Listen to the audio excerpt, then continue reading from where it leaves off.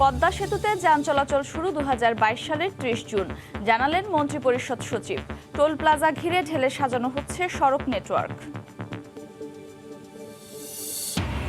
চীনা প্রতিষ্ঠানের অদূরদর্শিতায় উত্তরা গাজীপুর সড়ক প্রকল্প বাস্তবায়নে ধীরগতি। চরম ভোগান্তি পথচারীদের, কম টাকায় বিট করে হিসাব মেলাতে হিমশিম, ছাড় দিতে নারাজ বিআরটি। এবং এবার পিইসি পরীক্ষা স্থায়ী রূপ দিতে নতুন বোর্ড গঠনের পরিকল্পনা মন্ত্রণালয়ের। জাতীয় শিক্ষানীতির পরিপন্থী ও আত্মঘাতী বলছেন শিক্ষাবিদ। সংসদীয় স্থায়ী কমিটির অনেকেও বিপক্ষে।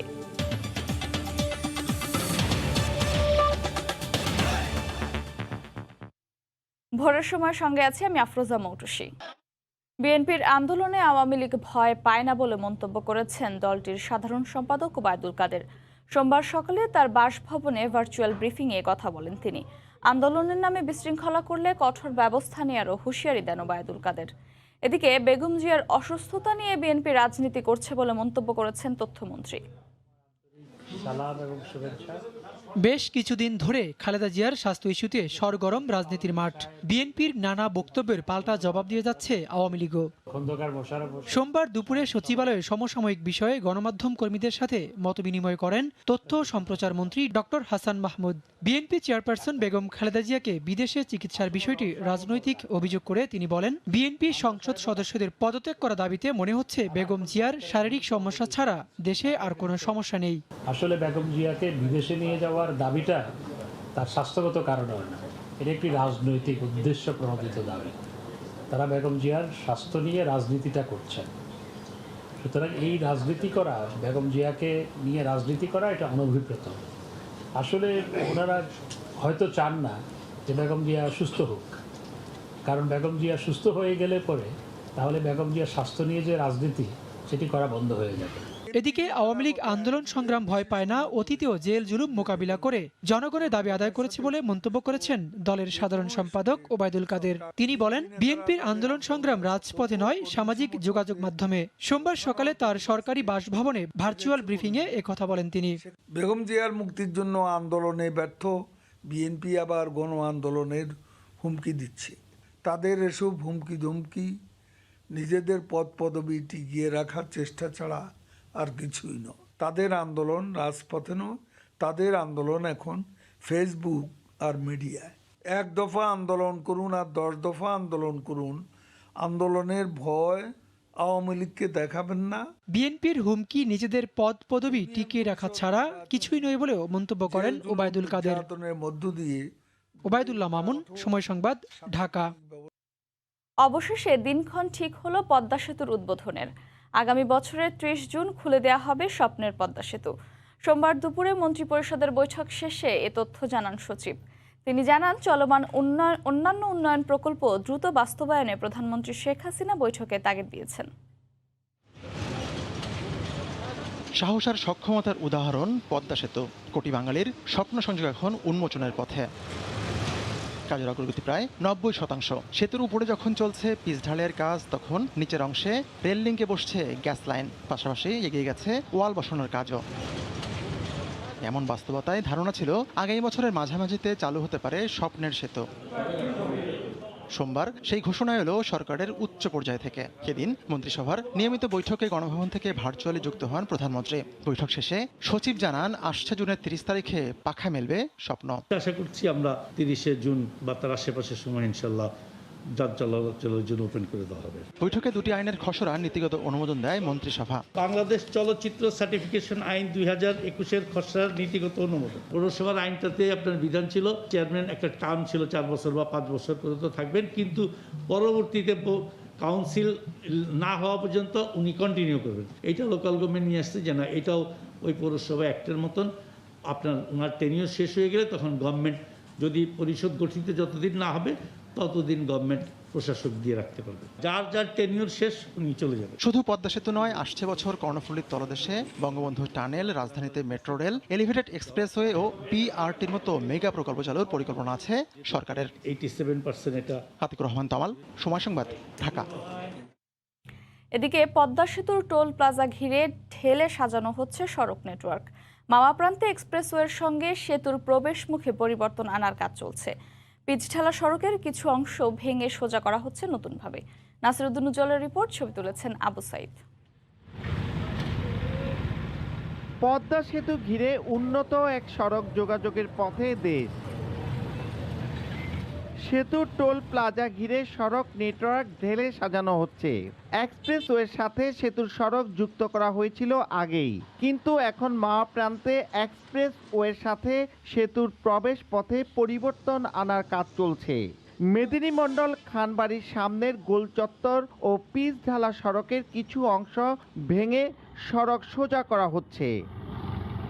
নতুন নেটওয়ার্কে সহজেই যানবাহন পদ্মা সেতুতে ওঠা নামার আশা সংশ্লিষ্টদের। গোল চত্বর সরানোর পরে হয়েছে সেতুর জন্য ভালো হয়েছে। আগে আমাদের রাস্তাটা খুবই খারাপ ছিল, এখন অনেক উন্নতির পথে চলতেছে। যেই পর্যায়ের দরকার সেই পর্যায়ে যদি বানায় তাহলে ভালো হবে। এদিকে পদ্মা সেতুর সড়ক পথে কার্পেটিং চলছে পুরোদমে। সেতুকে যান চলাচল উপযোগী করতে ব্যস্ত সময় পার করছে কর্মীরা। এটা একসাথে কাজ হচ্ছে, এটাই তো প্যারাপেট ওয়াল আর ডিভাইডার একই, দুই পাশে দুইটা, মাঝখানে একটা, তিনটা। গোল চক্করের আপনার পূর্ব পাশ দিয়ে সার্ভিস রোড বানানো হচ্ছে নতুন করে। যাত্রাবাড়ি থেকে যে মাওয়া রোডটা আমাদের শুরু হলো, সার্ভিস রোডটা যেন কন্টিনিউ করে। পদ্মা সেতুর প্রবেশ পথে টোল পরিশোধ করতে হবে, তাই জাজিরা ও মাওয়া দুই প্রান্তেই টোল প্লাজা করা হয়েছে। পদ্মা সেতুর দুই লেনের প্রবেশ পথে টোল পথ রয়েছে 8টি। মুন্সিগঞ্জের মাওয়া থেকে নাসিরউদ্দিন উজ্জ্বল, সময় সংবাদ। চীনা ঠিকাদার প্রতিষ্ঠান জেটিইজির অদূরদর্শিতার মাশুল দিতে ভুগতে হচ্ছে বিআরটি প্রকল্প নিয়ে।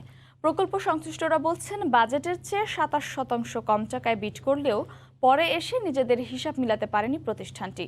তবে এই পর্যায়ে এসে আর ছাড় দিতে নারাজ কর্তৃপক্ষ। তারা বলছেন, আসছে মার্চে টঙ্গী স্টেশন রোড থেকে আব্দুল্লাপুর অংশের সড়ক তৈরি হবে। পুরো প্রকল্পের জন্য অপেক্ষা করতে হবে 22 ডিসেম্বর নাগাদ। গাজীপুর থেকে উত্তরা এই পথে যারা নিয়মিত যাতায়াত করেন তারা হাড়ে হাড়ে বোঝেন দুর্ভোগ কাকে বলে। গত কয়েক বছরে এই পথে চলাচল মানেই নাভিশ্বাস। বিশেষ করে টঙ্গী কলেজ গেট থেকে আব্দুল্লাপুর আসতে লেগে যায় কয়েক ঘন্টা। বিআরটি প্রকল্পের চলমান কাজের খানাখন্দই এখন যেন এই পথে গলার কাঁটা। মাঝখান যেগুলো ঢেউ আসে, অলরেডি রাস্তার মাঝে আমরা সেই ঢেউ খাই। খুবই আমাদের ভোগান্তির শেষ নেই, রাস্তার অবস্থা খুবই খারাপ। কষ্ট শেষ নয়, 4-5 বছর ধরে। এ নিয়ে কম হয়নি জল ঘোলা, তবু প্রকল্পের ধীর গতি কেবল বাড়িয়েছে সাধারণ মানুষের দীর্ঘশ্বাস। সংশ্লিষ্টরা বলছেন, 1100 কোটি টাকা বাজেট থাকলেও চায়না ঠিকাদার প্রতিষ্ঠান Jiangsu transportation engineering company limited JTEG 27% কমে অর্থাৎ প্রায় 900 কোটি টাকায় টেন্ডার বিড করে। ঠিকাদার এই প্রতিষ্ঠানের আন্তর্জাতিক অভিজ্ঞতা থাকলেও এখানে এসে কাজে নেমে খেই হারিয়ে ফেলে প্রতিষ্ঠানটি। ইচ অ্যান্ড এভরি আইটেমে তারা যখন দেখছে যে এটা তাদের একটা লুজিং কনসার্ন, তখন ওদের দিক থেকেও যে ইনিশিয়েটিভ, সেই ইনিশিয়েটিভটা আমরা লক্ষ্য করি নাই। আমরা এটাকে কনসিডার করি না যে তাদের ফাইন দে শুড ইনভেস্ট। তবে এবার কোনো ধরনের ছাড় দিতে নারাজ বিআরটি কর্তৃপক্ষ। এরই মধ্যে প্রকল্প এলাকা ঘুরে দেখা মেলে বেড়েছে কাজের গতি। সড়ক ও উড়াল মিলিয়ে টঙ্গী কলেজ গেট এলাকার 4.5 কিলোমিটার আসছে বছরের মার্চেই খুলে দেওয়ার আশাবাদ তাদের। পুরনো হিসাব ধরি সেক্ষেত্রে অনেক পিছনে, কিন্তু এখন সাম্প্রতিককালের যেটা, সেই অগ্রগতি কিন্তু আমাদের টার্গেটের চেয়ে বেশি। যে কোনো সময় ওভারকাম করে যাব। সেক্ষেত্রে আমাদের প্ল্যান অনুযায়ী সেপ্টেম্বর আমাদের অফিসিয়াল টার্গেট। পুরো প্রকল্প শেষ হবে 2022 সালের শেষ নাগাদ। ধুঁকতে ধুঁকতে আর ভুগতে ভুগতে এই পথটি যেন মূর্তমান আতঙ্কে পরিণত হয়েছে। তবে এবার আশার বাণী শোনাচ্ছেন কর্তৃপক্ষ। আর তারা যদি ঠিকঠাক মতো তাদের কথা রাখতে পারে তাহলে হয়তো গুনে গুনে আর 1টি বছর, তাহলেই হয়তো দীর্ঘদিনের যানজটে ভোগা এই পথে যাতায়াতকারীরা নতুন করে গতি পাবেন এই পথে। রাশেদ লিমন, সময় সংবাদ, ঢাকা। বিকল্প সড়ক না রেখে এক সড়কে 3টি সেতু নির্মাণ, তারপর সড়ক সম্প্রসারণ কাজের ধীরগতি। এতে চরম দুর্ভোগে রাঙামাটির আসামবস্তি কাপ্তাই সড়ক ব্যবহারকারী সাধারণ মানুষ। বিকল্প সড়ক না থাকায় কৃষিপণ্য ও জরুরি চিকিৎসায় রোগী পরিবহনে হিমশিম খেতে হচ্ছে তাদের। এ সড়কের পাশে থাকা পর্যটন রিসোর্টগুলো ক্ষতির মুখে পড়েছে। অবশ্য ঠিকাদারি প্রতিষ্ঠান নির্দিষ্ট সময়ে কাজ শেষ করার আশ্বাস দিয়েছে। রাঙামাটি থেকে হেফাজত সবুজের তথ্যচিত্রের রিপোর্ট। রাঙ্গামাটি আসামবস্তি সড়ক। এই সড়কের 3টি স্থানে স্থানীয় সরকার প্রকৌশল বিভাগ LGED এর উদ্যোগে সেতু নির্মাণের কাজ শুরু করে প্রায় 2 বছর আগে, কিন্তু এখনো তা শেষ হয়নি। বিকল্প সড়ক তৈরি না করে সেতুগুলো নির্মাণ করায় যাতায়াত, স্থানীয় কৃষিপণ্য সহ জরুরি কাজ সম্পাদনে বিপাকে পড়ছেন এলাকাবাসী। গাড়ি চলাচল করতে না পারায় বিপাকে অটো চালকরাও। যদি কোনো রোগী অসুস্থ হয়ে যায়, এটা সরকারি হাসপাতালে নেওয়ার জন্য রাঙামাটি যেতে হবে। তো রাঙামাটি যেতে হলে তো এই রাস্তাটা একেবারে ব্লক। আমাদের বিকল্প সড়ক না থাকার কারণে ব্রিজ নিচ দিয়ে আসা যাওয়া করতে হচ্ছে। এটা একটু ঝুঁকিপূর্ণ আমাদের সমস্যা। আমরা এখন কাপ্তাই থেকে আমরা রাঙামাটি যেতে পারতেছি না, কারণ ব্রিজের কারণে। পর্যটন সম্ভাবনা থাকায় এই সড়ক ধরে গড়ে ওঠে প্রায় 10টি রিসোর্ট সহ অসংখ্য ব্যবসায়িক প্রতিষ্ঠান, কিন্তু সড়ক বন্ধ থাকায় ক্ষতির মুখে রিসোর্টগুলো। এলাকায় পর্যটকদের আনাগোনাও কমে গেছে। ব্রিজের কাজ চলার কারণে আমাদের এখন ব্যবসা অনেক কম। 250 থেকে 300 জন ডেইলি হতো, নাস্তা করতো এখানে মানুষজন আর কি। আর এখন তো ধরেন 15 থেকে 20 জন হয় ডেইলি। অবশ্য ঠিকাদারি প্রতিষ্ঠান নির্দিষ্ট সময়ে কাজ শেষ করার কথা জানায়। লোকবলও আছে এবং আপনার মালামালও আছে, সব দিক ভালোভাবে চলতেছে এবং নির্দিষ্ট সময়ের মধ্যে আমরা কাজগুলো সম্পন্ন করব। পাহাড় চূড়ায় সড়ক হওয়ায় বিকল্প সড়ক তৈরির কোনো জায়গা না পাওয়ায় এভাবে কাজ করতে হচ্ছে বলে দাবি LGEDর কর্মকর্তার। পাহাড়ি এলাকা হওয়ায় এখানে বিকল্প সড়ক ব্যবস্থা করা সম্ভব নয়। আমরা জনগণের দুর্ভোগের কথা চিন্তা করে অত্যন্ত দ্রুত গতিতে কাজ শেষ করে দেব। 19 কিলোমিটারের এই সড়কের পাশে বসবাস করে প্রায় 10,000 মানুষ। সময় সংবাদ, রাঙামাটি। জাতীয় শিক্ষানীতিকে পাশ কাটিয়ে প্রাথমিক শিক্ষা সমাপনী পরীক্ষাকে স্থায়ী রূপ দিতে নতুন বোর্ড গঠনের পরিকল্পনা করছে প্রাথমিক ও গণশিক্ষা মন্ত্রণালয়। এই প্রক্রিয়াকে জাতীয় শিক্ষানীতির পরিপন্থী ও আত্মঘাতী বলছেন শিক্ষাবিদরা। এ নিয়ে প্রাথমিক ও গণশিক্ষা মন্ত্রণালয়ের কথা না বললেও মন্ত্রণালয় সম্পর্কিত সংসদীয় স্থায়ী কমিটির অনেক সদস্যই পঞ্চম শ্রেণীতে পরীক্ষার মাধ্যমে মূল্যায়নের বিপক্ষে। শাকির আহমেদের রিপোর্ট। অষ্টমে পাবলিক পরীক্ষার কথা বলিনি বা পঞ্চমে পাবলিক পরীক্ষার কথা বলিনি। নতুন শিক্ষাক্রমে 10ম শ্রেণীর আগে থাকবে না পাবলিক পরীক্ষা জানিয়েছিলেন শিক্ষামন্ত্রী। কোমলমতি শিশুদের উপর বইয়ের ভার ও পরীক্ষার বোঝা কমাতে নানা পরিকল্পনার কথা বলা হচ্ছে সরকারের সর্বোচ্চ পর্যায় থেকেও। 2021 সালে শিক্ষা মন্ত্রণালয় প্রণীত জাতীয় শিক্ষাক্রম রূপরেখায় প্রাথমিক শিক্ষা সমাপনী পরীক্ষা PEC রাখা হয়নি। এমনকি 2010 সালে প্রণীত জাতীয় শিক্ষানীতিতেও পঞ্চম শ্রেণীর পরীক্ষাকে পাবলিক পরীক্ষা হিসাবে গণ্য না করে স্থানীয়ভাবে উপজেলা, পৌরসভা বা থানা পর্যায়ে অভিন্ন প্রশ্নপত্রে পরীক্ষা নেয়ার কথা বলা হয়। কিন্তু প্রাথমিক সমাপনী পরীক্ষাকে স্থায়ী রূপ দিতে নতুন বোর্ড গঠনের প্রক্রিয়া শুরু করেছে মন্ত্রণালয়। প্রাথমিক শিক্ষা বোর্ড আইনের খসড়া মতামতের জন্য দেয়া হয়েছে মন্ত্রণালয়ের ওয়েবসাইটে। খসড়া আইনে বলা হয়েছে এই বোর্ডের প্রধান কাজ হবে প্রাথমিক শিক্ষা সমাপনী পরীক্ষা গ্রহণ। শিশুদের ঘাড়ে পরীক্ষার বোঝা চাপিয়ে দেওয়ার এই সিদ্ধান্তকে আত্মঘাতী বলছে শিক্ষক সংগঠনগুলো। প্রাথমিক শিক্ষাটাকে একটা বোর্ডের আওতায় এনে আরেকটা ইয়ার মধ্যে ফেলানো, এটা কোনোভাবে যৌক্তিক বলে আমি মনে করি না। আমরা মনে করি এটা একটা আত্মঘাতী সিদ্ধান্ত হচ্ছে। প্রাথমিক পরীক্ষার জন্য আলাদা বোর্ড গঠনকে শিক্ষানীতির পরিপন্থী আখ্যা দিয়ে শিক্ষাবিদরা বলছেন কোচিং বাণিজ্য ও গাইডের ব্যবসা জিয়ে রাখতেই এই সিদ্ধান্ত। প্রাথমিক ও গণশিক্ষা মন্ত্রণালয় উল্টো পথে হাঁটছে কেন বোধগম্য নয়। ক্ষতি হবে শিক্ষার্থীদের। প্রাথমিক সমাপনী পরীক্ষা যারা দিতে হবে, বাধ্য হবে যদি বোর্ড করা হয়, এবং বোর্ড করে প্রাতিষ্ঠানিকীকরণের পেছনে লাভবান হবে যারা গাইড বইয়ের বাণিজ্য করে, যারা কোচিংয়ের বাণিজ্য করে, তারা লাভবান হবে। তারা কিছুই বলতে পারছেন না। তাদের সন্তানদের জিম্মি করে প্রাথমিক সমাপনী পরীক্ষাটাকে প্রাতিষ্ঠানিকীকরণের এই উদ্যোগের প্রতিবাদ জানাচ্ছি। ভেস্টেড ইন্টারেস্ট আছে এই কোচিং বাণিজ্য এবং গাইড বাণিজ্যের সঙ্গে। তারা তো চাইবে যে পাবলিক পরীক্ষা পঞ্চম শ্রেণীতে থাকুক। তাদের প্রেশারেই গভর্নমেন্ট বা কোন গভর্নমেন্টের মধ্যে কোনো মহল এগুলো করে থাকতে পারে। এ বিষয়ে প্রাথমিক ও গণশিক্ষা মন্ত্রণালয়ের সংশ্লিষ্ট কারো বক্তব্য পাওয়া যায়নি। শাকির আহমেদ, সময় সংবাদ, ঢাকা। ঢাকা ও চট্টগ্রাম শহরে কেবল টিভির সেটটপ বক্স লাগানোর সরকারি সিদ্ধান্ত স্থগিত করেছেন হাইকোর্ট। বিচারপতি মোহাম্মদ মুজিবুর রহমান ও বিচারপতি মোহাম্মদ কামরুল হোসেন মোল্লার হাইকোর্ট বেঞ্চ এই আদেশ দেন। এর আগে তথ্য মন্ত্রণালয় থেকে জানানো হয় আগামী 30 নভেম্বরের মধ্যে সেটটপ বক্স না নিলে স্যাটেলাইট টিভি দেখা যাবে না। দেশের বিদ্যমান অ্যানালগ কেবল অপারেটরের শিল্পকে ডিজিটালাইজেশন করার জন্য এই উদ্যোগ নেয় সরকার। তবে দীর্ঘদিন ধরে সেট টপ বক্স নেয়ার কথা থাকলেও সেই সংখ্যা খুবই নগণ্য। কেবল টিভি গ্রাহকদের নির্দিষ্ট সংখ্যাও জানা যায় না। সেই সঙ্গে রাজস্ব থেকে বঞ্চিত হচ্ছে সরকার।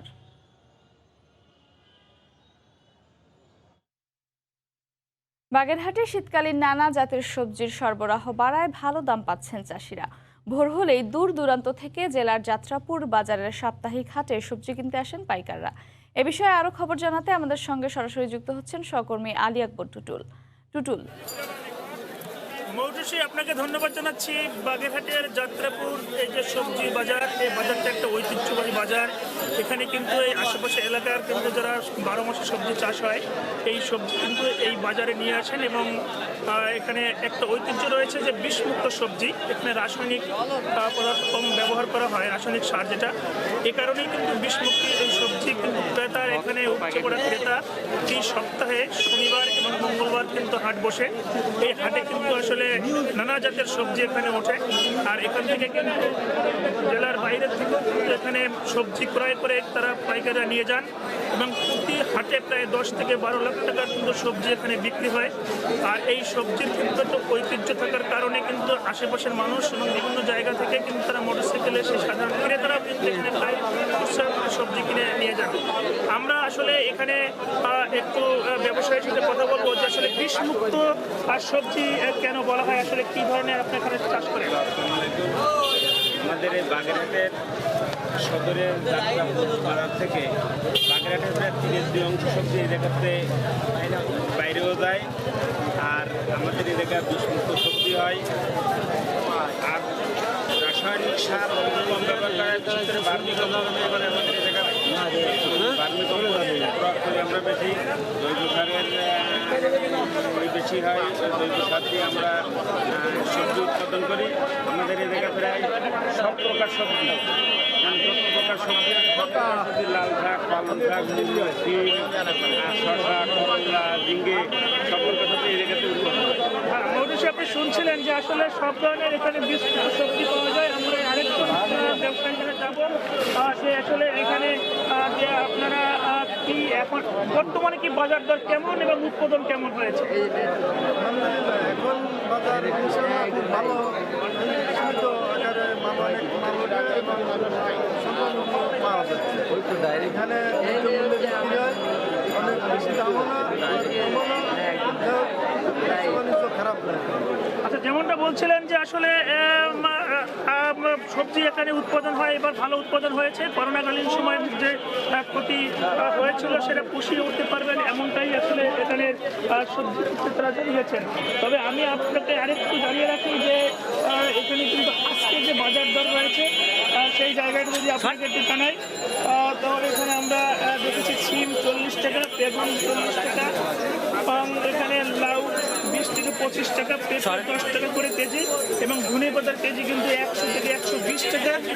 এখানে পালং শাকের আটি কিন্তু 10 টাকা, লাল শাক 8 টাকা, বরবটি 40 টাকা, এবং জলপাই বিক্রি হচ্ছে 20 থেকে 22 টাকা করে কেজি।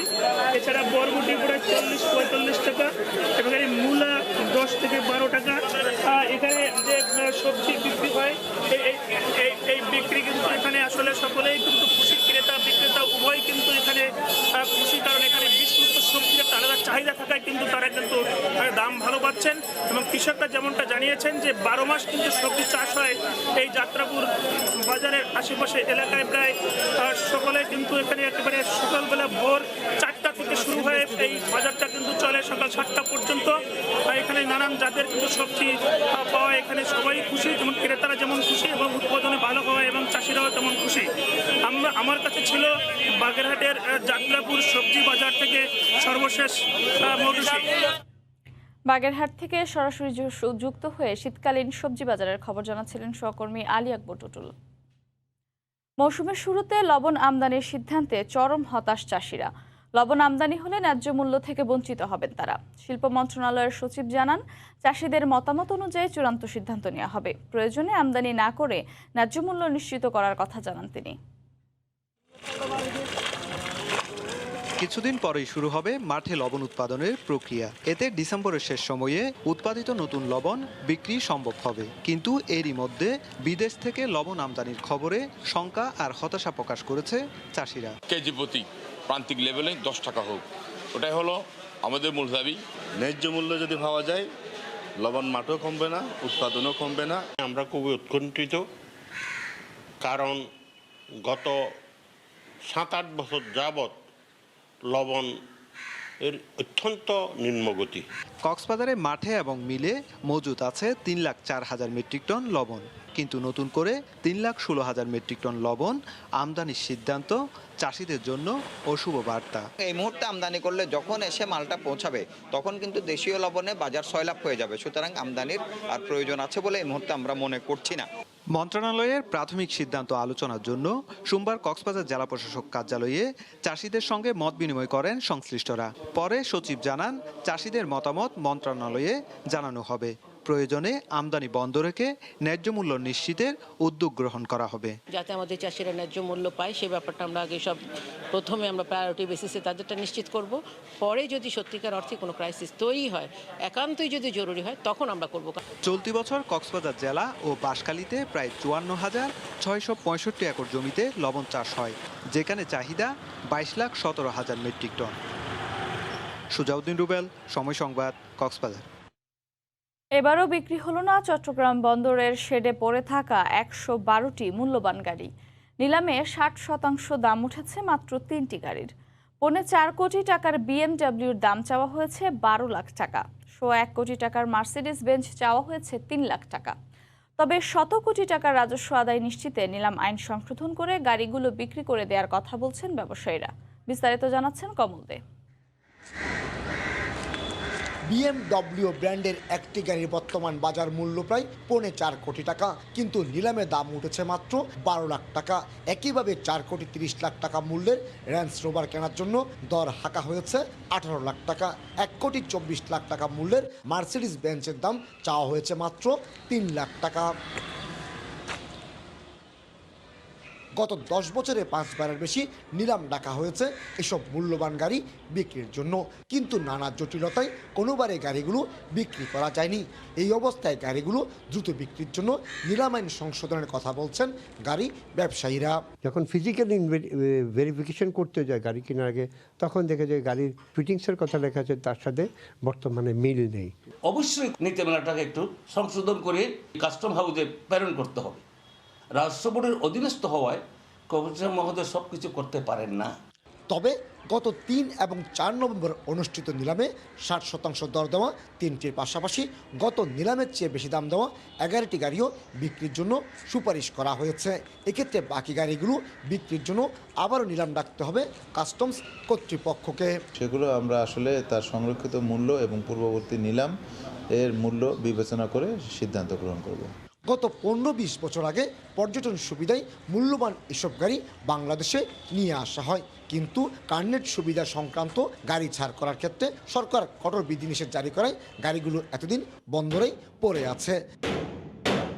কমল দে, সময় সংবাদ, চট্টগ্রাম। ঠাকুরগাঁও বিসিক শিল্প নগরীতে 34 বছরেও বিকশিত হয়নি শিল্প। বেশিরভাগই প্লাস্টিকের কারখানা আর মুড়ি তৈরির দোকানে ভরা। বরাদ্দ প্লট ভাড়া দিয়ে খাবার হোটেল সহ বিভিন্ন পণ্যের ব্যবসাও করছেন অনেকে। জিয়াউর রহমান বকুলের তথ্য ও সুমন হোসেনের ছবিতে রিপোর্ট। বাংলাদেশ ক্ষুদ্র ও কুটির শিল্প কর্পোরেশন বিসিকের বরাদ্দ করা শিল্প প্লটে ভাঙারি, খাবার হোটেল, হার্ডওয়্যার, সিমেন্ট, মুদিসহ ভ্যারাইটিস দোকান আছে। কয়েকটি প্লাস্টিকের সুতা, পলিথিনের ব্যাগ ও পাইপ কারখানা। ঢিমেতালে চলছে কয়েকটি মুড়ি ও চিরার মিল। ঠাকুরগাঁও বিসিক শিল্পনগরীর এই অবস্থা দেখে বোঝা যায় সেখানে নিয়মনীতির কোনো বালাই নেই। অনেকেই বরাদ্দ প্লট ভাড়া দিয়েছেন বিভিন্ন ব্যবসায়ীর কাছে, যা দেখার কেউ নেই। মানুষ ব্যবসা করতেছে, মনে করেন ভাড়া, মানে মেস করতেছে, দোকান করতেছে। আমরা যারা উদ্যোক্তা আছি তারা ঠিকমতো আমরা জায়গা জমি পাচ্ছি না, এবং যেগুলো পড়ে আছে সেগুলো ঠিকমতো করে ডিস্ট্রিবিউশন করা হচ্ছে না। 2 সংস্থাকেই টাকা দেওয়া লাগে, অত সেবার বেলায় কিছু পাচ্ছি না আমরা। তবে অনিয়মের অভিযোগ অস্বীকার করে ইতোমধ্যে কয়েকটি অবৈধ দোকান উচ্ছেদ করা হয়েছে বলে জানালেন স্থানীয় বিসিক কর্মকর্তারা। কর্তৃপক্ষের বহু চিঠি চালাচালি হয়েছে, চেম্বার অফ কমার্সকে দিয়ে আমরা মিটিংও করছি, আমরা তো মাসের গায়ে হাত তুলি পারি। ভাড়া কয়েকটা দোকান রয়েছে, সেই দোকানগুলোর বিরুদ্ধে আমরা ব্যবস্থা নেব। আমরা এর মধ্যে কয়েকটা দোকানকে আমরা উচ্ছেদ করছি। 1987 সালে ঠাকুরগাঁও সদরের গোবিন্দনগর এলাকায় 15 একর জমিতে 53টি ইউনিটে 105টি শিল্প প্লট বরাদ্দ দেওয়া হয়, যার 5টি এখনও ফাঁকা। সময় সংবাদ, ঠাকুরগাঁও। করোনা সংক্রমণ নিয়ন্ত্রণে বাংলাদেশের ব্যবস্থাপনা বিশ্বের মধ্যে অন্যতম বলে জানিয়েছেন স্বাস্থ্যমন্ত্রী। তিনি বলেন, এখন পর্যন্ত 9 কোটি ডোজ টিকা দেওয়া হয়েছে। শিগগিরই ক্যাম্পেইনের মাধ্যমে আরও 1.5 কোটি ডোজ দেওয়া হবে। সোমবার দুপুরে রাজধানীর একটি হোটেলে একথা এক সেমিনারে মন্ত্রী কথা বলেন। 9 কোটি ভ্যাকসিন আমরা দিয়েছি। আমাদের 80% লোককে যদি ভ্যাকসিনেট করতে হয়, তো সেই 80%-এর 40% আমরা ভ্যাকসিন দিয়ে ফেলেছি। অর্থাৎ ফার্স্ট ডোজ তারা পেয়ে গেছে এবং ডাবল ডোজ পেয়ে গেছে 25%। অল্প দিনের মধ্যেই আবার 2-3টি কার্যক্রম করব, যার মাধ্যমে 1.5 কোটি ভ্যাকসিন আমরা দেওয়ার টার্গেট। আমাদের শুধু ন্যাশনাল আইডি কার্ড হলেই আমরা ভ্যাকসিন দিয়ে দিই, অথবা জন্ম যে নিবন্ধন যেটা আছে সেটা নিয়ে আসলেও আমরা ভ্যাকসিন দিয়ে দিই। কাজে ভ্যাকসিন আপনারা নেবেন এবং ভালো থাকবেন। এবার টিকার আওতায় আসলো তৃতীয় লিঙ্গের জনগোষ্ঠী। সোমবার সকালে চট্টগ্রাম থেকে শুরু হয় এই জনগোষ্ঠীর টিকা কার্যক্রম। নানা জটিলতা কাটিয়ে এনআইডি ও জন্ম নিবন্ধন ছাড়াই বিশেষ ব্যবস্থায় দেয়া হয় করোনা ভ্যাকসিন। এ সময় চট্টগ্রাম জেনারেল হাসপাতালে টিকা নেয় 350 তৃতীয় লিঙ্গের মানুষ। সবার মৌলিক অধিকার নিশ্চিতে এমন সিদ্ধান্ত বলে জানায় স্বাস্থ্য বিভাগ। সরকারি হিসেবে চট্টগ্রামের তৃতীয় লিঙ্গের সংখ্যা 1000-এর মতো। পর্যায়ক্রমে সবাইকে টিকার আওতায় আনা হবে।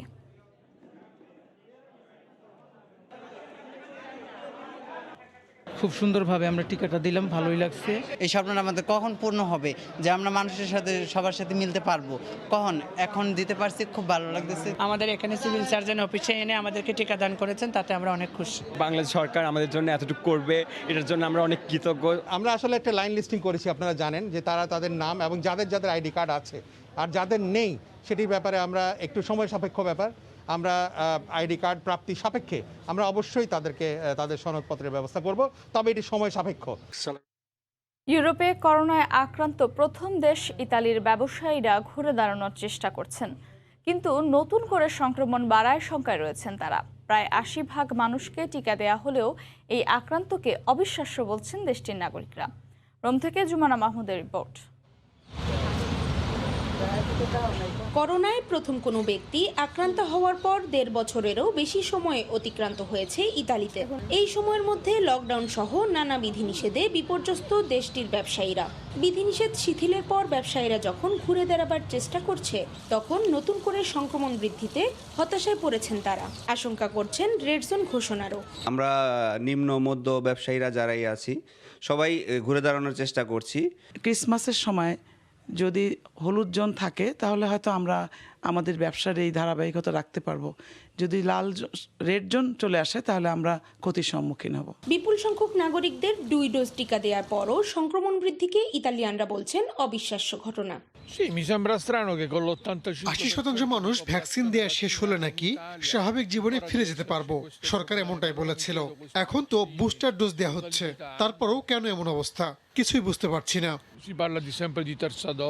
এদিকে দেশব্যাপী গ্রিন পাস বিরোধী আন্দোলনের মধ্যেই বাস, মেট্রো, সিনেমা হল, রেস্টুরেন্ট এবং কর্মস্থলে আরও কড়াকড়ি আরোপ করা হয়েছে। গ্রিন পাস বিরোধী আন্দোলনকারীরা বলছেন, নতুন করে কোনো গ্রিন পাস কিংবা ভ্যাকসিন নেবেন না তারা। এদিকে বড়দিন উপলক্ষে রাজধানী রোম সহ বেশ কয়েকটি শহরকে হলুদ জোনের আওতায় আনা হবে বলে জানিয়েছে স্বাস্থ্য মন্ত্রণালয়। রোববার পর্যন্ত ইতালিতে 2 ডোজ টিকা দেওয়া হয়েছে 4,56,71,000 মানুষকে, যা মোট জনসংখ্যার শতকরা 77.03%।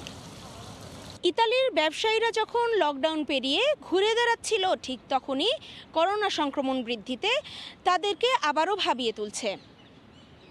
আবার যদি রেড জোন ঘোষণা করা হয় তাহলে নতুন করে আবারও ক্ষতির শিকার হবেন তারা। ইতালির রোম থেকে জুমানা মাহমুদ, সময় সংবাদ।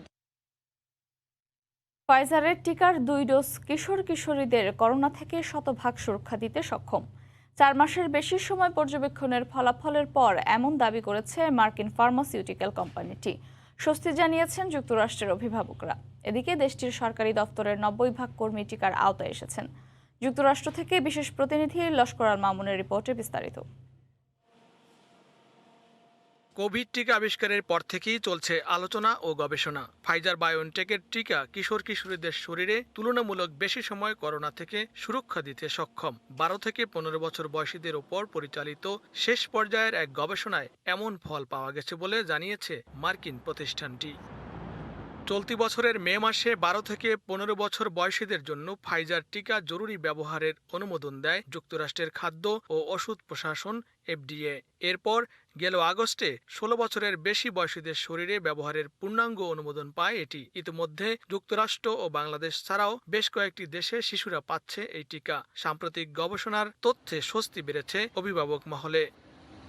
সোমবার ফাইজার কর্তৃপক্ষ জানায় তাদের 2 ডোজ টিকা নেয়া কিশোর কিশোরীদের টানা 4 মাসের বেশি পর্যবেক্ষণ করে দেখা গেছে সেটি করোনা প্রতিরোধে শতভাগ কার্যকর ছিল।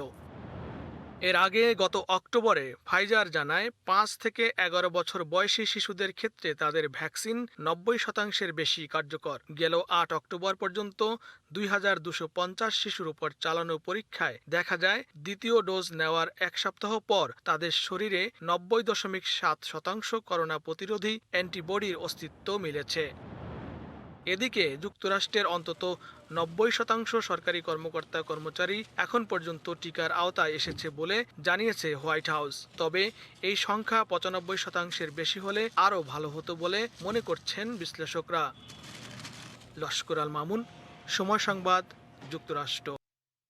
কাতারে বাংলাদেশ দূতাবাসের আয়োজনে প্রথমবারের মতো উদযাপন হলো সশস্ত্র বাহিনী দিবস। এতে বিভিন্ন দেশের প্রতিনিধিরা যোগ দেন।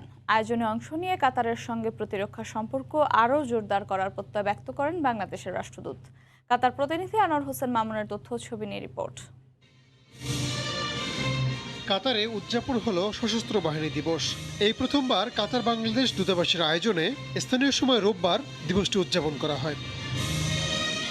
দোহার অনুষ্ঠানে যোগ দেন কাতারের সামরিক বাহিনীর কর্মকর্তারা। পাশাপাশি দেশটিতে কর্মরত বিভিন্ন দেশের সামরিক বাহিনীর সদস্যরা এতে অংশ নেন। অনুষ্ঠানে বাংলাদেশ কমিউনিটির বিপুল সংখ্যক সদস্যও উপস্থিত ছিলেন। কাতারে এই প্রথমবার এমন আয়োজন হয় আনন্দিত সাবেক সশস্ত্র বাহিনীর সদস্যরা। অনুষ্ঠানে যোগ দিতে পেরে খুশি বীর মুক্তিযোদ্ধারাও। 71 সালে যারা প্রাণ দিয়েছিল এই সশস্ত্র বাহিনী এবং মুক্তিযোদ্ধারা, তাদের প্রতি আমি শ্রদ্ধাঞ্জলি। এই প্রথম উদযাপিত হলো আমাদের কাতারে এবং সেই জন্য আমি অত্যন্ত গর্বিত আর্ম ফোর্সেস ডে উপলক্ষে এখানে আসতে পেরে। জাতির জনক বঙ্গবন্ধু শেখ মুজিবুর রহমান সশস্ত্র বাহিনীকে শক্তিশালী করেছেন বলে জানান এই সেনা কর্মকর্তা। স্বাধীনতার 50 বছর উপলক্ষে এই অনুষ্ঠানটি আয়োজন করতে পেরে অত্যন্ত গর্বিত বোধ করছি। আমি স্বাধীনতার স্থপতি জাতির জনক বঙ্গবন্ধু শেখ মুজিবুর রহমানকে স্মরণ করছি। ওনার কারণে আমরা স্বাধীনতা অর্জন করেছিলাম বলেই আজকে আমরা বাংলাদেশ সশস্ত্র বাহিনী পেয়েছি এবং কাতারের মতো একটি উন্নত দেশে আমরা আমাদের অবস্থানকে পরিচিতি করতে পেরেছি। প্রধানমন্ত্রী শেখ হাসিনার নেতৃত্বে বাংলাদেশের সঙ্গে কাতারের দ্বিপক্ষীয় সম্পর্ক মজবুত অবস্থানে রয়েছে। এই অনুষ্ঠানের মাধ্যমে প্রতিরক্ষা সম্পর্ক আরো জোরদার হবে বলে মনে করেন কাতারে নিযুক্ত বাংলাদেশের রাষ্ট্রদূত। সার্থক আয়োজন বলে মনে করি এবং এর মধ্য দিয়ে কাতারের সাথে আমাদের যে দ্বিপাক্ষিক সম্পর্ক, প্রতিরক্ষা সম্পর্ক, সেটা একটা নতুন দিগন্ত উন্মোচিত। বাংলাদেশে প্রতি বছর 21শে নভেম্বর উদযাপিত হয় সশস্ত্র বাহিনী দিবস। সময় সংবাদ, কাতার। কুয়েতের সালমি অঞ্চলের একটি অভিজাত হোটেলে যথাযোগ্য মর্যাদায় অনুষ্ঠিত হয়েছে বাংলাদেশ 50তম সশস্ত্র বাহিনী দিবস। রোববার পবিত্র কোরআন তেলাওয়াতের মধ্য দিয়ে অনুষ্ঠান শুরু হয়। প্রধান অতিথি ছিলেন কুয়েতে নিযুক্ত বাংলাদেশ সরকারের রাষ্ট্রদূত মেজর জেনারেল মোহাম্মদ আশিকুজ্জামান। এছাড়া কুয়েত সশস্ত্র বাহিনীর ঊর্ধ্বতন কর্মকর্তারা সহ বাংলাদেশ দূতাবাসের কর্মকর্তা ও কমিউনিটির বিশিষ্টজনেরা উপস্থিত ছিলেন। অনুষ্ঠানে স্বাগত বক্তব্য রাখেন defence attache brigadier general Mohammad Abu Naser. বিশেষ অতিথির বক্তব্যে রাখেন major general Khaled Belal Al ওবায়দি।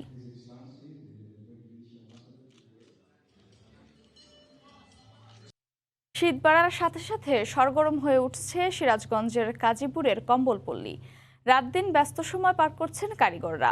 দাম কম আর গুণগত মান ভালো হওয়ায় প্রতিদিন দেশের বিভিন্ন স্থান থেকে পাইকাররা আসছেন কম্বল কিনতে। ব্যবসায়ীদের দাবি, সরকারি পৃষ্ঠপোষকতার পাশাপাশি স্থানীয় বাজারে একটি ব্যাংক স্থাপনের। রিঙ্কু কুণ্ডুর রিপোর্ট, ছবি তুলেছেন অমৃত সেন। প্রায় 2 যুগেরও বেশি সময় ধরে সিরাজগঞ্জের কাজীপুর উপজেলার শিমুলদার, ঢেকুরিয়া, কুনকুনিয়া, ছালাভরা সহ বেশ কয়েকটি গ্রামে গড়ে উঠেছে কম্বল তৈরির কারখানা। গ্রামের নারীরা সংসারে কাজের ফাঁকে ফাঁকে গার্মেন্টসের ছোট ছোট টুকরা কাপড় সেলাই করে তৈরি করেন কম্বল। প্রায় 5 শতাধিক ছোট বড় কম্বল তৈরির কারখানায় রাত দিন তৈরি হচ্ছে নানা ধরনের কম্বল। এতে কর্মসংস্থান হয়েছে প্রায় 15,000 নারী পুরুষের। দামে কম আর গুণগত মান ভালো হয় দেশের বিভিন্ন স্থান থেকে পাইকাররা কম্বল কিনতে ভিড় করছেন এখানে। সস্তা পাইতেছে, পাবলিক মনে করে সারা দেশ থেকে পাইকার আসতেছে। যতগুলো দামি কম্বল আছে তার সাথে তো অনেক মূল্যমান কম্বল আমাদের এখানে কাজকর্ম অনেক বেশি হয়। আমরা সংসারে কাজ বাজ হয়ে কম্বল বানাই, সবাই মিশিংয়ের কাজ করে, এই দিয়ে আঙ্গর সংসারে ভালোই উন্নতি হয়। স্থানীয়ভাবে গড়ে ওঠা এই কম্বল শিল্পের প্রসারের জন্য সরকারি পৃষ্ঠপোষকতার পাশাপাশি স্থানীয় বাজারে একটি ব্যাংক স্থাপনের দাবি জানান ব্যবসায়ীরা। ব্যাংকের সাথে লেনদেন করলে আমরা যখন ঢাকা থেকে যখন বস্তাগুলো নিয়ে আসবো, আমরা মালিকের সাথে সমন্বয় করে টাকা কিন্তু আমরা পাঠাতে পারবো। তাহলে টাকা যদি পাঠাবে তাহলে আমাদের কিন্তু হয়রান হওয়া লাগে না। এখন লোক পুঁজিবাড়ি বেশি লাগে, পুঁজিবাড়টা বেশি লাগার কারণে এখন দেখা যাচ্ছে আমরা জাত মতো কাজ করতে পারতেছি না। আমাদেরকে যদি স্বল্প সুদে ঋণ দেওয়া হয় তাহলে আমরা ব্যবসাটা প্রসার ঘটাতে পারবো। এখানে আরো কর্মসংস্থানের সুযোগ রয়েছে। আর কম্বল শিল্পের জন্য সব ধরনের সহায়তার আশ্বাস দেন স্থানীয় সংসদ সদস্য। এই শিল্পের বিকাশে তো আমাদের সকলেরই কাজ করা উচিত। তো সেক্ষেত্রে এই শিল্পের সাথে যারা জড়িত তাদের সাথে একটি মতবিনিময় করে তাদের কাছ থেকেই তাদের সমস্যা এবং সম্ভাবনার কথাগুলো শুনে সেই অনুযায়ী ব্যবস্থা আমি গ্রহণ করব। এখানে সর্বনিম্ন 125 টাকা থেকে সর্বোচ্চ 1000 টাকা মূল্যের বিভিন্ন ধরনের কম্বল পাওয়া যায়। প্রতিদিন প্রায় কোটি টাকার কম্বল বিক্রি হয় বলে জানিয়েছেন ব্যবসায়ীরা। রিঙ্কু কুন্ডু, সময় সংবাদ, সিরাজগঞ্জ। দিনাজপুর অঞ্চলে শীতের প্রকোপ বৃদ্ধি পাচ্ছে।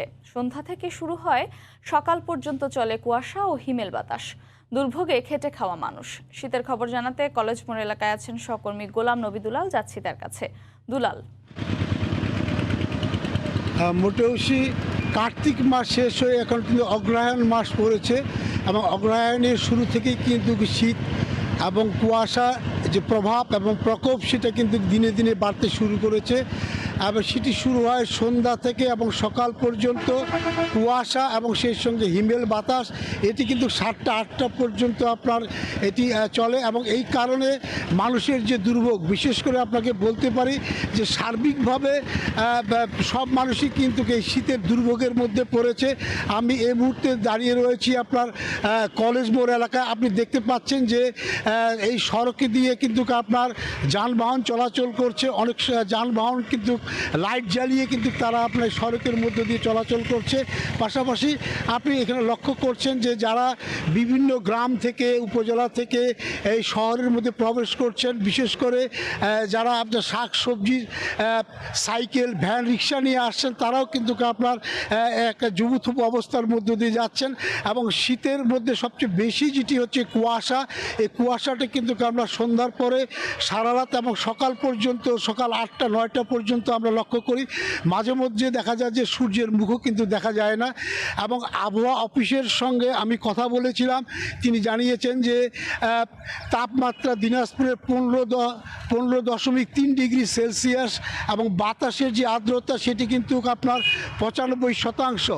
তারা যেটা জানিয়েছেন আঞ্চলিক আবহাওয়া অফিস, যে উত্তরের বায়ু সক্রিয় হওয়ার কারণে তাপমাত্রা কিন্তু আপনার ধীরে ধীরে আরও কমবে এবং এই কমার কারণে আপনার শীত কিন্তু আরও বেশি করে আপনার ঝেঁকে বসবে।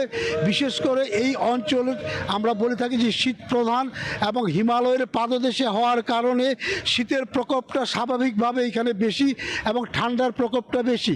তবে হিমেল হাওয়ার যে আপনার এটি যদি আপনার আর বেশি প্রবাহিত হয় তাহলে মানুষের দুর্ভোগ কিন্তু আরও চরমে আসবে। এবং এই মুহূর্তে আপনাকে বলতে পারি যে যারা দরিদ্র, হতদরিদ্র, অসহায় এবং ভাসমান মানুষ, তারা কিন্তু আপনার কষ্টের মধ্যে রয়েছে। শীত নিবারণের জন্য তাদের যে আপনার যে গরম বা শীত বস্ত্র যেটি প্রয়োজন অনেকের নাই। তারা যেটি বলেছেন যে যদি তারা শীত বস্ত্র যে বিতরণের যে বিষয়টি এখন পর্যন্ত আমরা লক্ষ্য করিনি। তবে জেলা প্রশাসন থেকে যেটি বলা হয়েছে যে 10,000 আপনার শুকনো খাবার তাদের রয়েছে ত্রাণ পুনর্বাসন কার্যালয়ে এবং এ পর্যন্ত 50,000 কম্বল তারা পেয়েছেন, যেটি 13টি উপজেলার মধ্যে তারা এটি বিতরণের ব্যবস্থা করেছেন। এবং তারাও বলেছেন যে শীত নিবারণের জন্য তারা হচ্ছে ত্রাণ মন্ত্রণালয়ের কাছে আরও আপনার নগদ অর্থ এবং 1 লাখ শীত বস্ত্র তারা বরাদ্দ চেয়ে আবেদন করেছেন। তবে আরেকটি বিষয় হচ্ছে এই শীতে সবচেয়ে বেশি যেটি কষ্ট সেটি হচ্ছে আপনার শিশু এবং প্রবীণরা আপনার সবচেয়ে বেশি শীতে কষ্ট পায় এবং তারা শীতজনিত রোগ যেমন শ্বাসকষ্ট, নিউমোনিয়া আপনার এই ধরনের রোগে তারা বেশি আক্রান্ত হয়। তবে শীতের যে বিষয়টি সেটি হচ্ছে আপনার গ্রামগঞ্জে যেটি শীতের যে প্রভাব সেটি কিন্তু সবচেয়ে বেশি আমরা লক্ষ্য করি, কারণ যারা আপনার খেটে খাওয়া এবং শ্রমিক তারা কিন্তু এই শীতের মধ্যে কাজ করতে সবচেয়ে বেশি তারা কষ্ট পায়। পাশাপাশি যারা প্রতিদিন যারা কাজ করে সেসব শ্রমিকরাও কিন্তু আপনার কাজের খোঁজে আপনার বের হয়। আমরা সেই বিষয়টি আমরা দেখেছি যে তারা অনেকে কিন্তু এই সময় কাজ না করতে পারলেও কাজ তারা আপনার অনেকে পায় না। তো আমার কাছে দিনাজপুরে যে শীতের যে সর্বশেষ তথ্য এই ছিল মৌটুসি। দিনাজপুর থেকে সরাসরি যুক্ত হয়ে শীতের খবর জানাচ্ছিলেন সহকর্মী গোলাম নবী দুলাল। নড়াইলে দাঁতের নানা রোগে আক্রান্ত 1000-এর বেশি মানুষকে বিনামূল্যে চিকিৎসা সেবা দেওয়া হয়েছে। স্বেচ্ছাসেবী সংগঠন নড়াইল এক্সপ্রেস ফাউন্ডেশন ও আকা ফাউন্ডেশনের যৌথ উদ্যোগে 2 দিনের ডেন্টাল ক্যাম্পে এসব রোগী সেবা পেলেন।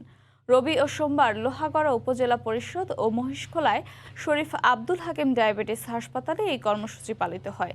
এতে দাঁতের বিভিন্ন রোগের চিকিৎসা দেন আকা ফাউন্ডেশনের চেয়ারম্যান ডাক্তার আদিলিয়া এদিব খানের নেতৃত্বে 16 জন চিকিৎসক।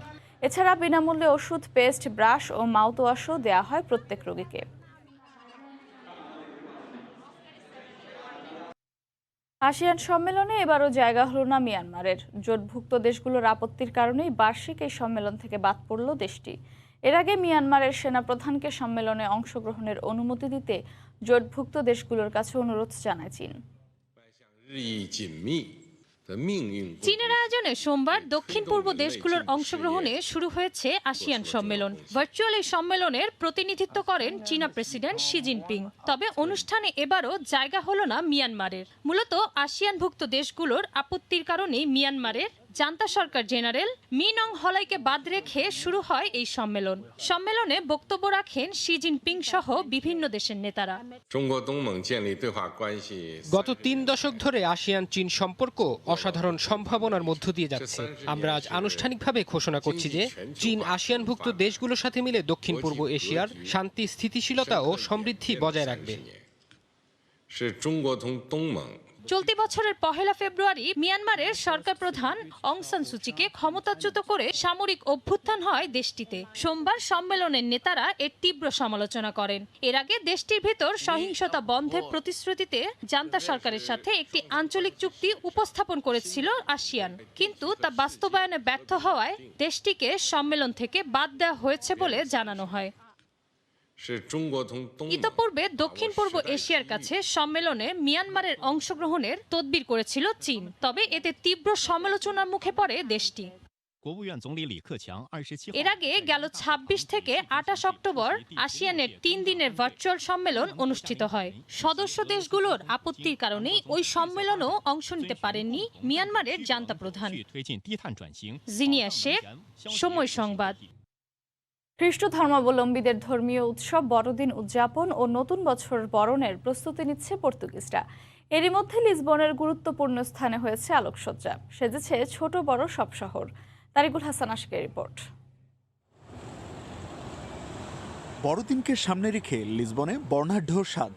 সন্ধ্যা থেকে মধ্যরাত পর্যন্ত শহরের গুরুত্বপূর্ণ স্থানে আলোকসজ্জা নজর কাটছে সবার।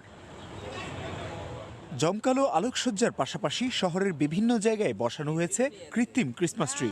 বড়দিনের পাশাপাশি নতুন বছরকে স্বাগত জানাতে পর্তুগিজদের আয়োজন বরাবরই নজরকাড়া। নভেম্বরের শেষ থেকে জানুয়ারির প্রথম সপ্তাহ পর্যন্ত স্থায়ী এই আলোকসজ্জা দেখতে লিসবনে ভিড় করেন দেশি বিদেশি পর্যটক।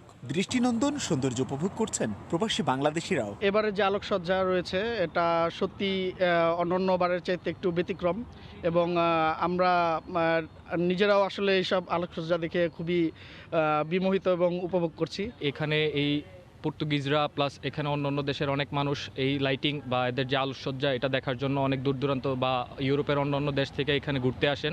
লিসবনের যে রাতের সৌন্দর্য তা এমনিতে অনেক সুন্দর, তার মধ্যে যে ক্রিসমাসের যে আলোকসজ্জা তা আসলে অনেক উপভোগ্য।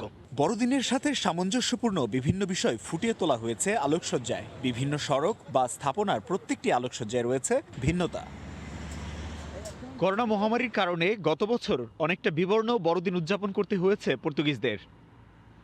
তাই এই বছরের বড়দিন উদযাপনকে কেন্দ্র করে বেশ উচ্ছ্বসিত তারা। তবে ইউরোপের বিভিন্ন দেশের পাশাপাশি পর্তুগালেও করোনা সংক্রমণের ঊর্ধ্বগতি সে উচ্ছ্বাসকে বাধাগ্রস্ত করে কিনা সেটা নিয়ে রয়েছে উদ্বেগ। তারিকুল হাসান আশিক, সময় সংবাদ, লিসবন, পর্তুগাল। বায়ু দূষণ রোধে মহাপরিকল্পনা হাতে নিয়েছে আইরিশ সরকার। বর্তমানের চেয়ে কার্বন নিঃসরণ 51% কমিয়ে আনার পাশাপাশি 2050 সালে তা শূন্যে নামিয়ে আনার পরিকল্পনাও দেশটির। আয়ারল্যান্ড থেকে সৈয়দ জুয়েলের রিপোর্টে বিস্তারিত। বায়ু দূষণের জন্য দায়ী শীর্ষ দেশগুলোর তালিকায় নেই আয়ারল্যান্ড। তারপরও সতর্ক দেশটি। শিল্প কারখানা ও ব্যবসা প্রতিষ্ঠানে বিরূপ প্রভাব এড়াতে মহাপরিকল্পনা গ্রহণ করছে আইরিশ সরকার। বাতাসে দূষণ কমাতে ইউরোপীয় ইউনিয়ন ও আন্তর্জাতিক চুক্তিতে কার্বন নিঃসরণও কাজ করছে দেশটি। গত জুলাইয়ে দেশটির ক্যাবিনেটে পাশ হয়েছে জলবায়ু ও কার্বন নিঃসরণ সংশোধন আইন। সৌর ও বায়ু শক্তির উৎস থেকে অধিক বিদ্যুৎ উৎপাদনও করা হবে এ সময়। এদিকে জমিতে রাসায়নিক ও নাইট্রোজেন সারের ব্যবহার কমাতে 3.5 লাখ হেক্টর জমিতে জৈব সারের ব্যবহারও শুরু হচ্ছে। এতে বছরে 3,25,000 টন রাসায়নিক ও নাইট্রোজেন সারের ব্যবহার হ্রাস পাবে। মূল বাজেটে একটি কার্বন বাজেটও প্রণয়ন করা হয়েছে, যেটি আগামী 2030 সাল পর্যন্ত বলবৎ থাকবে। সরকারের এমন পদক্ষেপে সন্তুষ্ট প্রবাসী বাংলাদেশিরাও। আইরিশ সরকার যে পদক্ষেপ নিয়েছে এটা অবশ্যই সাকসেস হবে। আমরা সবাই এই ব্যাপারে সহযোগিতা করে আমাদের পরিবেশকে সুন্দর রাখার জন্য বায়ু দূষণ প্রতিরোধের বিকল্প নেই। আগামী 2030 সালের মধ্যে আর অনেক নানা পরিকল্পনা হাতে নিয়েছে বৈদ্যুতিক ব্যবহার বাড়ানোর জন্য। আমি তাদের এই পরিকল্পনাটি একটি ভালো সিদ্ধান্ত বলে মনে করি। 2030 সালের মধ্যে 1,500 বৈদ্যুতিক বাস চালু সহ 10 লাখ গাড়ি বৈদ্যুতিকে উন্নতি করার কাজও ইতিমধ্যে শুরু হয়েছে দেশটিতে। সৈয়দ জুয়েল, সময় সংবাদ, আয়ারল্যান্ড। মুন্সিগঞ্জ শহরের ডিসি পার্কে প্রাতঃভ্রমণ ও শরীরচর্চা হয় এখন নিয়মিত। প্রভাতের দৃষ্টিনন্দন পরিবেশে নানা রকম যোগ ব্যায়ামও হয়। এখানে বিভিন্ন বয়সীরা অংশ নিলেও প্রবীণদের সরব অংশগ্রহণ দৃষ্টি কাড়ে। শিশির ভেজা ভরে পার্কের নান্দনিক সৌন্দর্যের পাশে এই শরীরচর্চা প্রতিদিনকার। সেখানে আছেন সহকর্মী নাসিরউদ্দিন উজ্জ্বল। সরাসরি যাচ্ছি তার কাছে। উজ্জ্বল, মোটসি এই হেমন্তের শিশির যারা ভরে প্রাকৃতিক পরিবেশে যে শরীর চর্চা চলছে, আপনি যেমনটি বলছিলেন, এটি কিন্তু এখানে এই প্রাচীন সভ্যতার জনপদ মুন্সিগঞ্জ তথা বিক্রমপুরের একটি ভোরের গুরুত্বপূর্ণ অংশ। এবং আপনারা দেখছেন যে নানা বয়সী মানুষ কিভাবে তারা একত্রিত হয়ে এই যে শরীরচর্চা সেখানে অংশ নিচ্ছে এবং ভোরের রবি দেখার জন্য কিন্তু তারা বেরিয়ে পড়ছেন এবং প্রাতঃ ভ্রমণের পরে তারা এই শরীরচর্চা করছেন। এখানে কিন্তু একটা যেটিকে নেতৃত্ব দেন একজন 82 বছর বয়সী যেই অমৃত মোল্লা, এবং তিনি কিন্তু বীর মুক্তিযোদ্ধা এবং তিনি এখানে এই ইয়োগাকে জনপ্রিয় করবার জন্য কিন্তু নানা প্রক্রিয়া শুরু করেছেন। এবং এখানে শতায়ু সংঘ নামে একটি প্রাচীন সংগঠন রয়েছে, যেই সংগঠনটিও কিন্তু প্রতিদিন নিয়মিত এই যে শরীরচর্চায় অংশ নেন। এবং আপনারা দেখছেন যে এই যে যারা এই শরীরচর্চা করছেন এরা কিন্তু বেশিরভাগই এই কিন্তু প্রবীণ, এবং এখানে যে এই যে এই শরীরচর্চায় যারা করছেন এদের মধ্যে শতায়ু সংঘের যিনি সভাপতি রয়েছেন তিনি কিন্তু এখানকার মেয়র ছিলেন তিনবার। আমরা একটু তার কাছে জানতে চাইব যে এখানকার যে শরীরচর্চা এবং প্রাতঃভ্রমণ এটি আপনারা কেন করছেন নিয়মিত, একটু যদি আমাদেরকে বলতেন। আমরা প্রতিদিন এখানে শতায়ু সংঘের আয়োজনে শারীরিক কসরত করে থাকি। সুস্থ মন, সুস্থ শরীর আমাদের সমস্ত কর্মের জন্য বড় রকমের প্রয়োজন। সুন্দর স্বাস্থ্য না থাকলে এবং মন ভালো না থাকলে কোনো কাজই ভালো করে করা যায় না। ধন্যবাদ আপনাকে। তো আমরা এখন এখানকার যে ইয়োগা প্রশিক্ষক রয়েছেন বীর মুক্তিযোদ্ধা অমৃত মোল্লা, আমরা তার কাছ থেকে জানতে চাইবো যে এই ইয়োগার কারণে কি কি সুফল আপনারা পাচ্ছেন এবং কেন ইয়োগা করছেন, একটু যদি আমাদেরকে বলতেন। ইয়োগা এরকম একটা ব্যায়াম, এই ব্যায়ামে আমাদের পুরা শরীরের ভিতরের অঙ্গ প্রত্যঙ্গ এগুলি কাজ করে এবং আমরা রোগমুক্ত থাকতে পারি। এই ইয়োগার মাধ্যমে সবচেয়ে বেস্ট ব্যায়াম হলো ইয়োগা। ইয়োগার মাধ্যমে আমরা শরীরকে পুরা অঙ্গ প্রত্যঙ্গে যে কোনো জায়গায় আমাদের করতে পারি, আমরা ওই ইয়োগা করে আমরা সুস্থ থাকতে পারি। ধন্যবাদ আপনাকে। এই যে এখানে যারা এই ইয়োগায় অংশ নিচ্ছেন তারা বলছেন যে অনেকেই যে সুস্থ আছেন, তাদের অনেক রকমের শারীরিক সমস্যা ছিল, সেই সমস্যা কিন্তু দূর হচ্ছে এবং প্রতিদিন সকালে উঠে একত্রে দলবদ্ধভাবে যে তারা এই কাজে অংশ নিচ্ছেন সেটিকে তাদের মনের দিক থেকেও কিন্তু অনেক ভালো লাগছে। এবং এখানে আরেকজন প্রশিক্ষক রয়েছেন শতায়ু সংঘের সাধারণ সম্পাদক আব্দুল আজিম স্বপন, আপনি যদি একটু জানাতেন যে এই ইয়োগায় আপনারা কি কি সুফল পাচ্ছেন। ধন্যবাদ উজ্জ্বল ভাই। আমরা এই ইয়োগা শরীরচর্চা করে আমরা অনেক উপকৃত হয়েছি। আমাদের শরীর সবসময় উৎফুল্ল প্রফুল্ল এবং চনমনে থাকে। সারাদিন যদি আমরা যেমন ব্যাটারি চার্জ করলে যেমন গাড়ি চলে, আমরা সকালে ইয়োগা শরীরচর্চা করলে সারাদিন ইনশাআল্লাহ আল্লাহর রহমতে আমরা সুস্থ থাকি। ধন্যবাদ আপনাকে। তো এই শরীরচর্চার যে এই যে এখানে কিন্তু দলমত নির্বিশেষে এখানে বিভিন্ন রাজনৈতিক দল এবং বিভিন্ন সংগঠনের লোকজন কিন্তু একত্রিত থাকেন, অনেক প্রশাসনিক কর্মকর্তারা এখানে আছেন এবং তাদের একটি কথা যে তারা মুন্সিগঞ্জ এবং তাদের শরীর এবং এই পরিবেশকে ভালো রাখবার জন্য কিন্তু তারা এই কাজটিতে অংশগ্রহণ করছেন।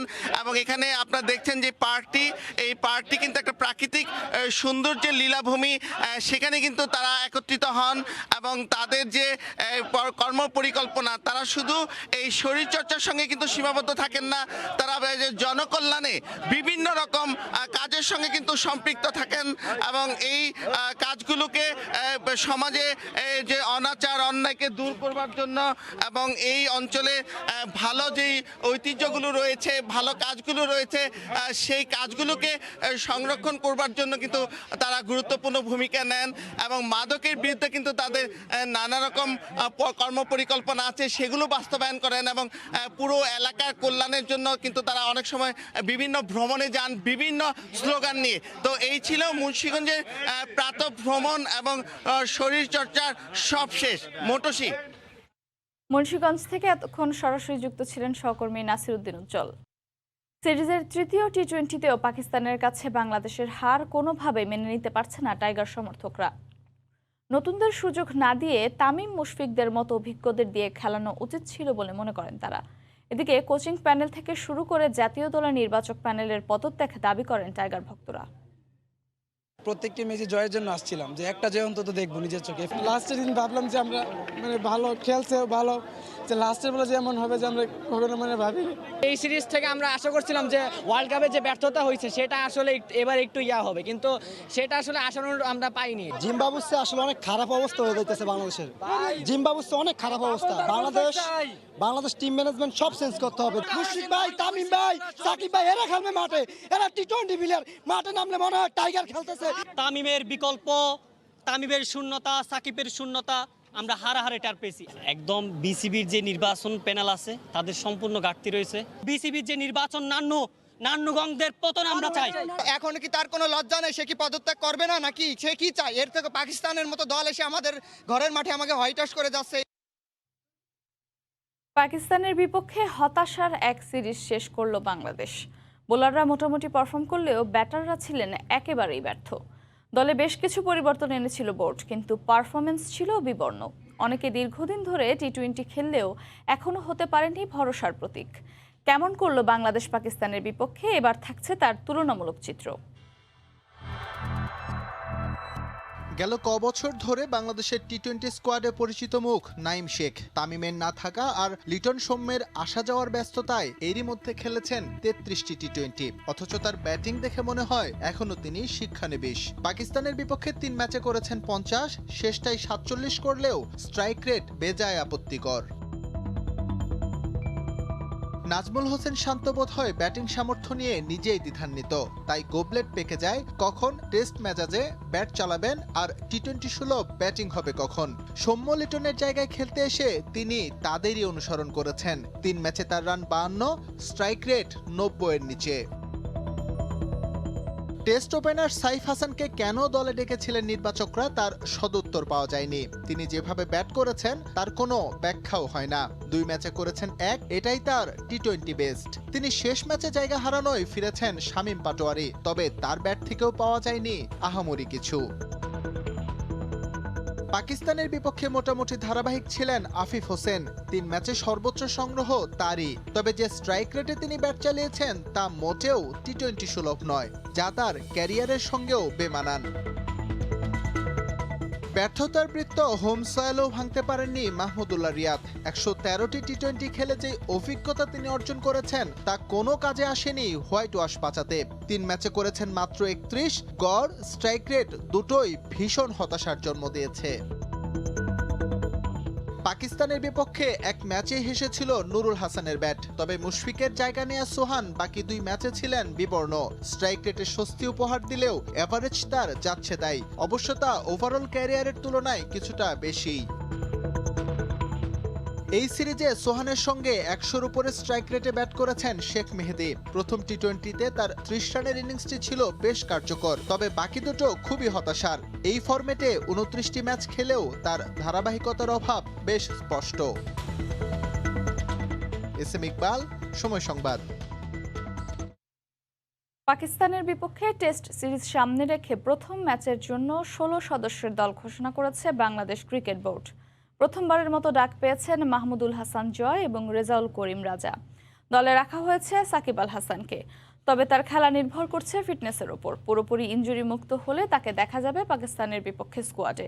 দলের বাকি সদস্যরা হলেন অধিনায়ক মুমিনুল হক, সাদমান ইসলাম, সাইফ হাসান, নাজমুল হোসেন শান্ত, মুশফিকুর রহিম, লিটন দাস, নুরুল হাসান সোহান, মেহেদী হাসান মিরাজ, নাইম হাসান, তাইজুল ইসলাম, এবাদত হোসেন, আবু জায়েদ রাহি এবং ইয়াসির আলী রাব্বি। চট্টগ্রামে প্রথম টেস্ট শুরু হবে 26 নভেম্বর, আর মিরপুরে সিরিজের দ্বিতীয় শেষ টেস্ট মাঠে গড়াবে 4 ডিসেম্বর।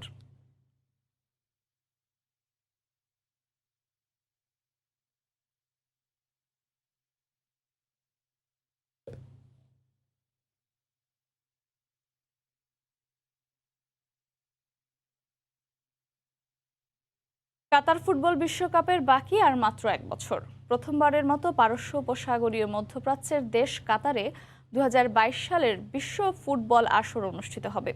বিশ্বকাপ ঘিরে ব্যাপক উৎসাহ উদ্দীপনা বিরাজ করছে বাংলাদেশি কমিউনিটিতে। মাঠে বসে প্রিয় দলের খেলা দেখার অপেক্ষায় প্রবাসী বাংলাদেশিরা। কাতার প্রতিনিধি আনোয়ার হোসেন মামুনের পাঠানো তথ্য ছবি নিয়ে রিপোর্ট। 2022 সালের 21 নভেম্বর পর্দা উঠবে কাতার ফুটবল বিশ্বকাপ মহোৎসব। উৎসবের আর বাকি মাত্র 1 বছর। শুরু হয়ে গেছে ক্ষণগণনা। বিশ্বকাপ ঘিরে কাতারে অবকাঠামো উন্নয়নও প্রায় শেষ পর্যায়ে। 1 বছর বাকি থাকলেও আসরটি আয়োজনে পুরোপুরি প্রস্তুত দেশটি। এরই মধ্যে 8 স্টেডিয়ামের 5টি উদ্বোধন করা হয়েছে। চলতি মাসে আরও 2টি স্টেডিয়াম উদ্বোধন করা হবে। আর এই বিশ্বকাপ ঘিরে ব্যাপক উৎসাহ উদ্দীপনা বিরাজ করছে বাংলাদেশি কমিউনিটিতে। বিশ্বকাপের খেলা মাঠে বসে দেখার জন্য অধীর অপেক্ষায় প্রবাসীরা। সমস্ত পৃথিবীর মানুষই কাতারের দিকে নজর রাখবে, চোখ রাখবে। আপনারাও বাংলাদেশ কমিউনিটি যারা আছেন, দেশ বিদেশে প্রবাসীরা, সবাইকে কাতারে আসার জন্য আমন্ত্রণ। বাংলাদেশি সহ সকল এক্সপেক্টেটের মধ্যে যে আনন্দ উদ্দীপনা বিরাজ করতেছে, এটাতে আমরা বাঙালি হিসেবে শরীক হতে পারি, আমরা গর্ববোধ করি। বাঙালিরা অধীর আগ্রহে অপেক্ষা করছি কখন স্টেডিয়ামে বসে সরাসরি খেলা উপভোগ করব।